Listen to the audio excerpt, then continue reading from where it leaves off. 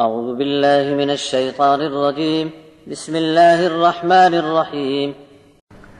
وَلَقَدْ وَصَّلْنَا لَهُمُ الْقَوْلَ لَعَلَّهُمْ يَتَذَكَّرُونَ الَّذِينَ آتَيْنَاهُمُ الْكِتَابَ مِنْ قَبْلِهِ هُمْ بِهِ يُؤْمِنُونَ وَإِذَا يُتْلَى عَلَيْهِمْ قَالُوا آمَنَّا بِهِ إِنَّهُ الْحَقُّ مِنْ رَبِّنَا إِنَّا كُنَّا مِنْ قَبْلِهِ مُسْلِمِينَ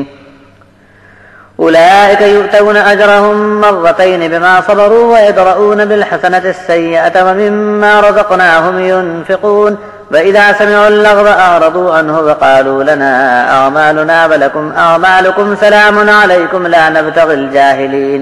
إنك لا تهدي من أحببت ولكن الله يهدي من يشاء وهو أعلم بالمهتدين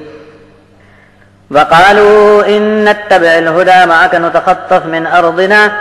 أولم نمكن لهم حرما آمنا يجبى إليه ثمرات كل شيء رزقا من لدنا ولكن أكثرهم لا يعلمون وكم أهلكنا من قرية بطرت معيشتها فتلك مساكنهم لم تسكن من بعدهم إلا قليلا وكنا نحن الوارثين وما كان ربك مهلك القرى حتى يبعث في أمها رسولا يتلو عليهم آياتنا وما كنا مهلك القرى إلا وأهلها ظالمون وما أوتيتم من شيء فمتاع الحياة الدنيا وزينتها وما عند الله خير وأبقى أفلا تعقلون ہم تو ان کے لیے لگاتار مسلسل اپنا ہدایت نامہ جاری کیے ہوئے ہیں تاکہ انہیں نصیحت حاصل کرنے میں سہولت ہو۔ جو لوگ اس کے پہلے ہم سے کتاب پا چکے ہیں وہ اس قرآن پر ایمان لے آتے ہیں۔ ان کی صفت یہ ہے کہ جب جب ان پر ہماری آیات پڑھ کر سنائی جاویں تو بول پڑتے ہیں کہ ہم اس پر ایمان لے آئے اور مان چکے یہ حق ہے ہمارے رب کی طرف سے اور ہم اس کے پہلے بھی اسلام والے مسلم تھے۔ ایسے لوگوں کو ان کے صبر کی وجہ سے دگنا اجر دیا جائے گا اور ان کی خوبی یہ ہے کہ بدسلوکی کو بھلائی سے ٹال دیتے ہیں اور ہم نے جو کچھ رزق انہیں عطا فرمایا ہے اس میں سے ہماری راہ میں خرچ بھی کرتے ہیں،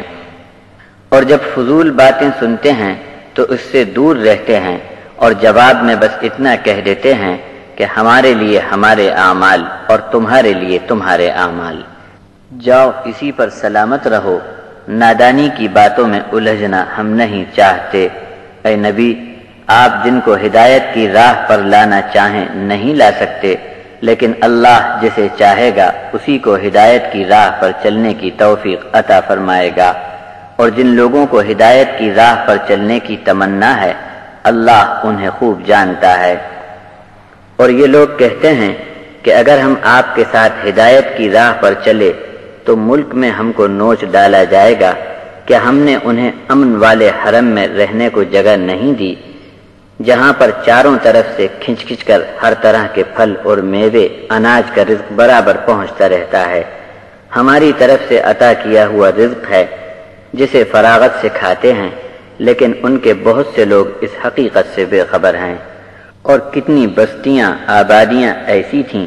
جو اپنے گزر بسر کے سامان پر اترانے لگی تھیں، اب دیکھو ان کی حالت کہ ان کے اجڑے ہوئے مکانات ہیں جن میں ان کے بعد دوسرے لوگ بہت تھوڑی مدت کے لیے رہے بسے تھے اور آخر کار وارث ہم ہی رہ گئے۔ اور آپ کے رب کا یہ دستور نہیں کہ انسانی بستیوں کو بلا وجہ یوں ہی ہلاک کر ڈالے، یہاں تک کہ ان کے سدھار کے لیے وہاں کے کسی خاص مرکزی مقام پر رسول بھیج کر ہماری آیات پڑھ سنانے کا انتظام کر دیتے ہیں، اور آبادیوں کی ہلاکت کا فیصلہ ہم اسی وقت کرتے ہیں جب بستیوں کے رہنے والے ظلم پر کمر باندھ لیتے ہیں۔ تم کو جو کچھ بھی چیزیں دی گئی ہیں اس پار کی زندگی کی رونق میں برتنے اور کچھ دن کے استعمال کے لیے دی گئی ہیں، اور جو کچھ اللہ کے پاس ہے